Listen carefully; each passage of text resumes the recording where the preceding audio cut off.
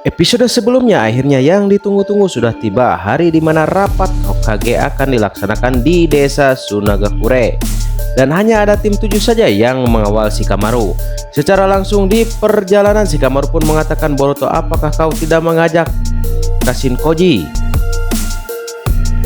atau Hidari?" Boruto pun mengatakan, "Soalnya itu sudah kita persiapkan.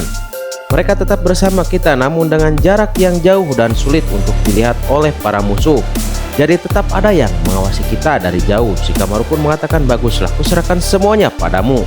Tapi ingat Boruto, tidak semua shinobi yang tahu tentang musuh kita ikut bersama kita di rapat Hokage.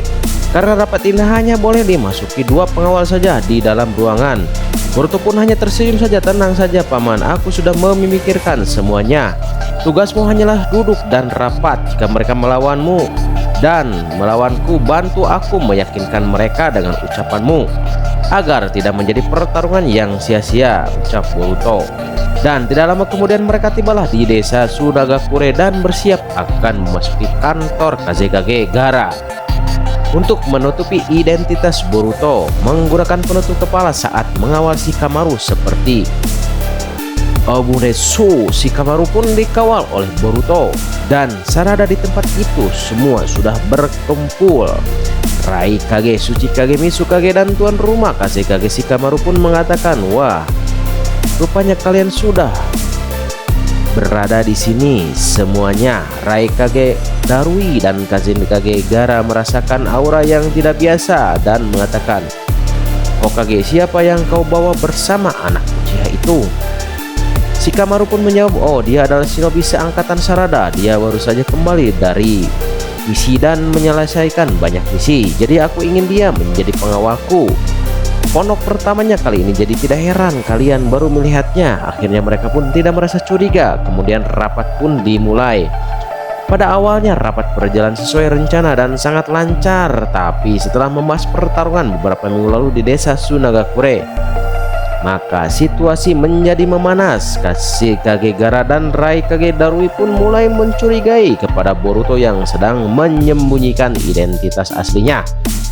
Darui pun mengatakan kepada Shikamaru, "Hokage, tolonglah perhatikan dan perlihatkanlah wajah pengawalmu kepadaku. Aku sangat penasaran melihatnya. Aku tidak merasa asing dengan aura cakranya." Boruto pun mengatakan di dalam hatinya, "Sialan, padahal aku sudah menyembunyikan keberadaan cakraku. Bahkan aku menahan cakraku agar seakan-akan akulah yang paling lemah di sini."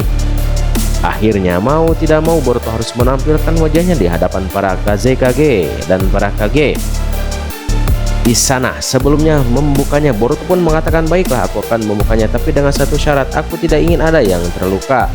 Jadi urungkan niat kalian untuk menahan atau menyerangku." Boruto pun membuka penutup kepalanya dan memunculkan wajahnya. Bahkan Boruto pun memunculkan tanda karma biru di wajahnya. Raikage Darui langsung mengaktifkan cakranya yang super cepat yang dilapisi petir hitam ke arah Boruto dan meninjunya. Dan terjadilah ledakan di tempat rapat para Kage. Kemudian kita ke tempat Kashinkoji dan Hidari. "Kashinkoji, apakah rencana ini akan berhasil?" ucap Hidari. "Aku percaya dengannya karena dia benar-benar sudah berada di level yang sangat sulit untuk dijangkau. Jika rencana ini tidak berjalan mulus, mungkin dengan kekuatannya semua akan berjalan dengan baik. Kita hanya bergerak jika ada serangan dadakan dari Jura dan yang lainnya."